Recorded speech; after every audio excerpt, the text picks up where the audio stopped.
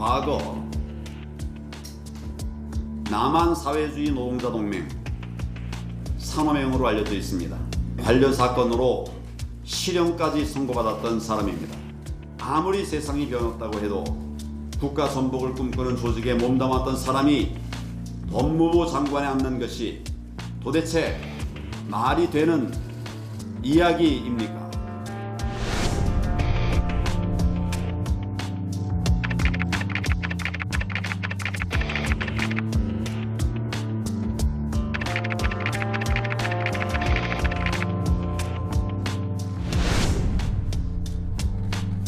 좌파 독재, 신독재 완성, 검찰 도구화라며 지명 철회를 요구하는 논리는 막무가내에 해당합니다. 사법개혁에 대한 우리 국민의 여망에 부응하는 문재인 정부의 장관 그 내정과 사법개혁 의지는 분명해 보이고 또 정당합니다.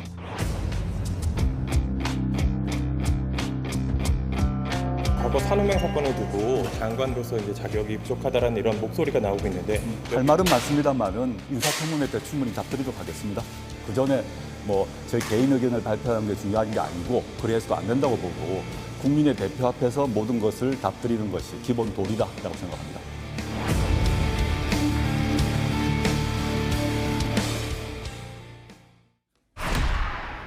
네, 예정자에서 후보자가 된 조국 법무부 장관 후보자 이 지명 후에 한국당의 전방위 공격이 연일 이어지고 있습니다. 황교안 자유한국당 대표가 어제 조 후보자를 두고 국가 전복을 꿈꿨던 사람이 법무장관이 되는 것이 말이 되느냐 이런 발언에 정치권의 공방이 뜨겁습니다. 조 후보자가 과거 남한 사회주의 노동자 동맹 이른바 산호맹에 연루된 것을 강하게 꼬집었는데요. 등장하는 어휘들이 예사롭지 않습니다. 앞으로 어떤 정치권의 어떤 그 방향, 어떤 파장도 예상을 할 수 있을 것 같습니다. 어떻습니까? 저는 개인적으로는 올 것이 왔다. 왜냐하면 네. 사실 이게 굉장히 핵심적인 이슈였는데 예. 그동안에 이제 여러 이유 때문에 묻혀 있었던 것을 끄집어 올린 것이죠. 예. 그러니까 이 제기 방식이 적절했냐는 건 저희가 좀 이따가 얘기하고 이 대목에서 저희가 이 산호맹이라고 하는 말하자면 그 과거 우리 대법원에서 반국가단체로 판시한 그 단체에 대해서 조금 한번 다시 한번 생각해 볼 필요가 있는 거는 그러니까 이 산호맹이라는 것이 결성돼서 말하자면 기소될 때까지 그 앞에 모든 말하자면 운동단체 어떤 운동단체에도 이름에 사회주의라는 걸 붙인 적이 없었어요. 네. 그러니까 이분들은 창립 선언문에서부터 체제 변혁을 넘어서 체제 전복이 필요하다고 하는 거를 이미 드러낸 거였거든요. 그래서 반국가단체로 이 판시가 났다는 것. 우선 그거를 저희가 이제 이게 95년 김영삼 대통령 그 정부 때 판결이 난 거거든요. 그러니까 그러면 저희가 대법원 판결은 존중해야죠. 첫째 우선.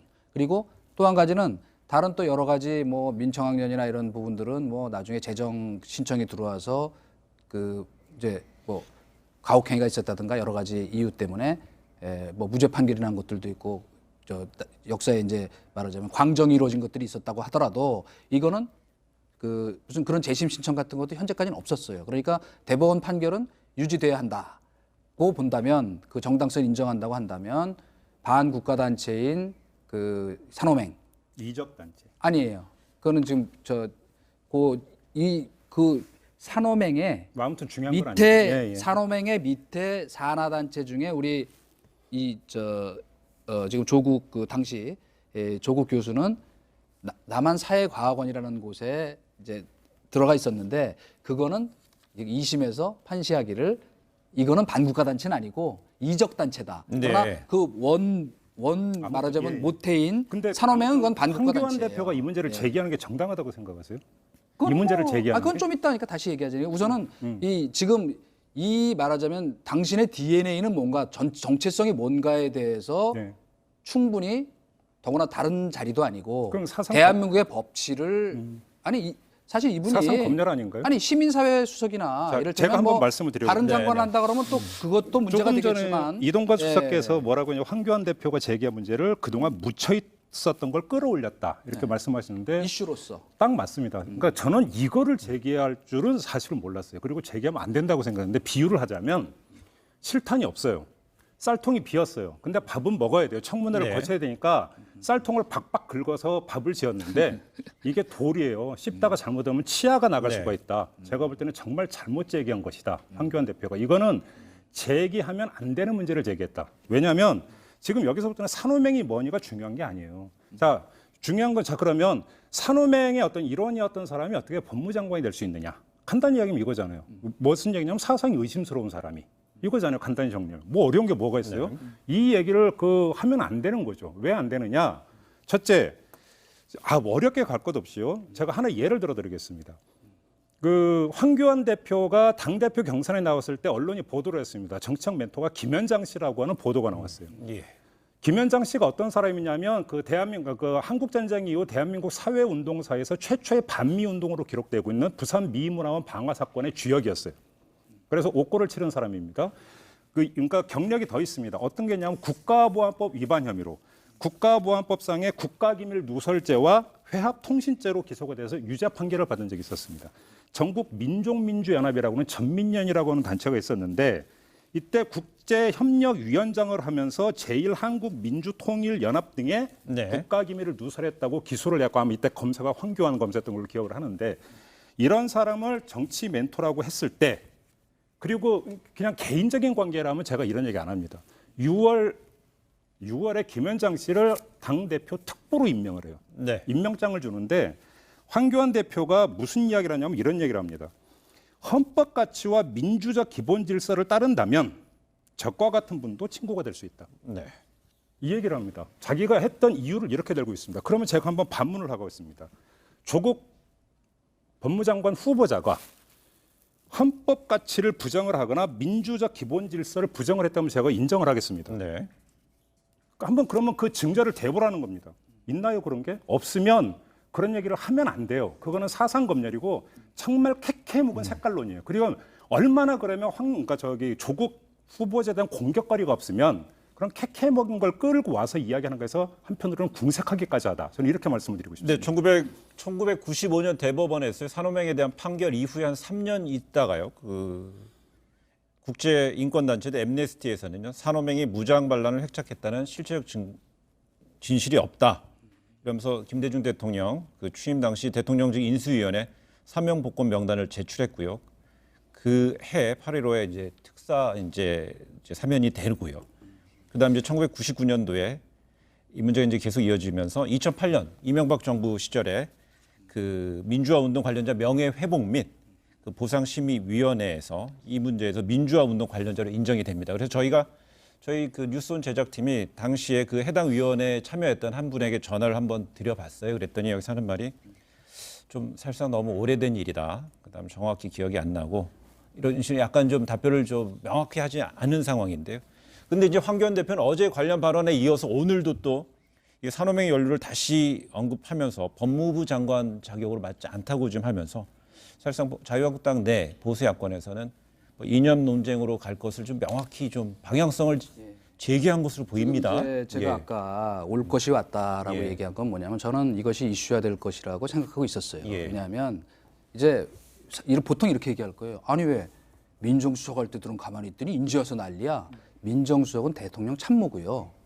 장관은 왜 청문회를 합니까? 법의 공정한 집행을 담보하기 위해서 그런 이념적 편향성이 있거나 물론 수석도 중요한 자리지만 그런 거를 검증하게 사는 거기 때문에 그거를 사상 검열이라고 하는 검열이라는 말 자체가 그건 북한 용어예요. 사상이 민주국가에서 의심스러운 누가 검열을 사람인데 합니까? 사상이 네. 의심스러운 사람으로 보는데 그러니까 대통령 수석이면 괜찮고 장관이면 안 된다는 논리가 아니 세상에 그때도 어떻게 이미 성립이 논란이 됐었지만 더욱 엄격한 잣대가 필요하니까 아니, 그러니까 그 반드시 더욱이라고 논란이 하는 될 기준이 것이다. 뭐냐라는 그러니까 얘기를 좀 거예요. 들어보세요. 근데 그러니까. 이 말 한번 제가 더 해볼게요. 우리나라 법 쪽에서는 대체적으로요. 우리나라는 막강한 대통령 권한제잖아요. 네. 대통령제에서는 내각인 법무부 장관하고요. 대통령 핵심 참모들도 모두 다 참모로 보기 때문에 단 청문회를 거쳐야 되는 장관과 청문회를 거치지 않는 수석 보좌관 이 부분에 차이가 있다고 하는 것도 이제 다수 의견도 있는 것 같아요. 미국식 우리 대통령제와 우리 대통령제의 그 차이점을 간과하고 있는 거예요. 사실은 미국은 장관의 이름을 세크러터리라고 그러잖아요. 장관이 사실은 진짜 참모의 역할을 하는 거고 저희는 왜 공무원의 정치 중립 의무가 명시돼 있습니까? 말하자면 정치적 행동하지 말라는 거거든. 그러니까 대통령도 중립을 안 지키니까 저 사실은 노무현 대통령도 탄핵당했잖아요. 어쨌건 그것이 옳고 그르고를 떠나서. 그러니까 제가 얘기하는 건 뭐냐면 탄핵 소추론 그렇게 당한 거죠. 어쨌건 네, 네. 그러니까 탄핵 지금 인결이 아까 된 얘기한 소추. 거와 네, 제가 네. 연결해서 얘기를 하면 자 아주 극단적으로 대법원 판결은 존중돼야 되죠.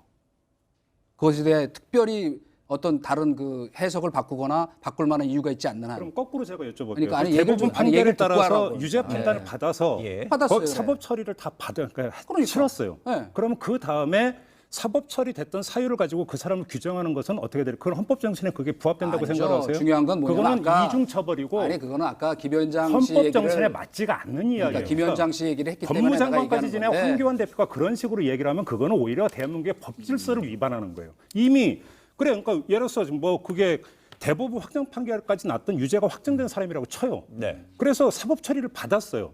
사법 처리를 다 받고 나서 대한민국의 헌법 질서를 지키고 황교안 대표의 편들은 민주적 기본 질서에 따라서 활동하고 있는 사람이면 뭐가 문제가 되는 거죠? 그게 문제가 왜 되죠. 그게 왜 문제를 삼아야 그러니까 문제가 되는 걸 얘기하려는데 그 말을 좀 듣고 와서 이래서 그러니까, 예, 그러니까 내가 얘기하는 건 이거예요. 사실 그 다음에 우리가 어떤 사상적 편향성이나 문제가 있는 것 같고 끝까지 물고 들어지거나 색깔론 제기하는 거 온당치 않아요. 네. 민주국가이기 때문에 또 사상의 자유도 있어. 네. 그럼 사상의 자유가 있는 사람이라 그래서 아무나 법무부 장관 되는 건 아니야. 그러니까 그거를 우리가 검증하는 것인데 이를테면 이런 절차가 있었다면 나도 아무 문제 제기하지 않아요. 예를 들면 자 조국 교수, 존경하는 조국 교수가 자 산호맹은 어떤 단체라고 본인은 생각하는지 네. 그리고 당시에 자기가 산호맹에 가입하게 된 뭐 지금 알려진 거는 백태웅 씨 그 주동 인물이었던 그러니까 이 사람은 사실 주동 인물도 아니에요. 그런데 저기 그 밑에 있는 그 저 남한 사회과학원인가에 그냥 걸쳐 있다가 했기 때문에 형이 이제 감경된 거예요. 그런데 중요한 건 뭐냐면 그게 중요한 게 아니라 자기는 어떤 생각에서 거기 가입을 했고 그 뒤에 스스로 말하자면 매니페스토를 했었어야 돼. 아까 김현장 씨 얘기를 했는데 김현장 씨는 다른 많은 그 과정을 통해서 본인이 그 당시에 이를테면 어떤 세계관이나 이런 것이 잘못됐기 때문에 그 부분은 오류가 있었다는 걸 인정을 했기 때문에 되는 거지. 아무나 그냥 그때 뭐 처벌 받았으면 다 저 이념적인 그 편향성이나 문제가 걸러지는 건 아니다. 사상 전향을 고해성사해야 된다는 말씀이십니까? 전향을 고해성사하는 게 아니라 본인 입장은 얘기를 해야죠. 네, 그래서 그러니까 오늘 이번에 하라고 보니까. 네, 오늘 예, 그거 아니에요, 조국 내가. 후보자는요 출근길에 그 기자들이 질문했습니다. 이거 산호맹 관련해 질문했는데 할 말이 많지만은 국민의 대표 기관의 대기관의 국회에서 즉 청문회에서 그 답하겠다 이렇게 입장을 밝혔습니다. 뭐 좋아요. 그러니까 예. 제가 다시 한번 말씀을 드리겠는데 근데 분명히 청문회에서 질문은 오갈 수 있는 질문이 나올 거죠. 수 있겠죠. 답변을 하고. 그거에 대해서 뭐 조국 그 뭐 후보자가 뭐 대답을 하겠죠. 네. 근데 예를 들어서 지금 황교안 대표가 공개적으로 이러니까 안 된다라고 못을 박는 것이 제가 볼 때 문제가 있다라고 보는 게 저는 이걸 사상 검열이라고 보는 게요. 자, 그 사람이 어떤 생각을 가지고 있는지 예를 들어서 그것이 대한민국의 헌법 질서에 위반되는 부분이 있어 갖고 사상과 행동은 또 구분이 돼야 되죠. 네. 행동에 대해서 사법 처리해서 끝났어요. 끝났고 그 다음에 조국이라고 하는 사람이 대한민국 헌법 질서나 민주적 기본 질서에 위배되는 어떤 위법적인 위헌적인 행동을 하지 않았어요. 그러면 그 자체로서 인정이 돼야 되고 두 번째 그럼에도 불구하고 당신의 사상이 뭔지를 캐묻겠다.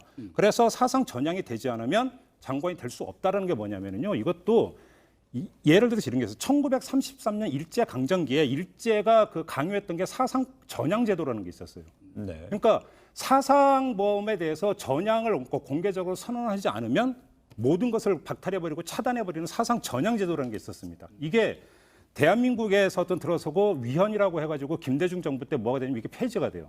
폐지가 되면서 준법 서약 제도라고 하는 걸로 대체가 됩니다. 다시 말해서 그 사람이 어떤 생각을 갖고 있든 어떤 사상을 갖고 있든 대한민국의 어떤 그 법질서 체계 안에서 행동을 한다면 문제될 게 없다라고 하는 네. 차원에서 준법 서약 제도로 바뀌었어요. 지금 황교안 대표는 이 큰 틀의 정신을 넘어서는 지금 그런 행동을 하고 두 있는 가지 거예요. 문제가 있어요. 지금 우선 제가 아까도 지적했지만 사상 검열이라는 표현은 북한에서 쓰는 말이에요. 누가 지금 사상 아이고, 검열을 그런 해요? 식으로 지금 그런 식으로 연결 프레임을 필요는 하는 것이 없고요. 뭐 예, 예. 물타기라고. 왜 물타기냐? 아니, 자 내가 예를 들어서 질문 하나 해볼게요. 그러면 자 내가 저 간첩죄 받고 여기서 이제 저거 했어. 저 복역을 했어. 예. 근데 나는 사상 전향 안 했어. 10몇 년 살고 여기 들어왔는데 그러니까 나는 지금부터는 표현의 자유 다 좋은데 나 공직 취임에도 아무 문제가 없어.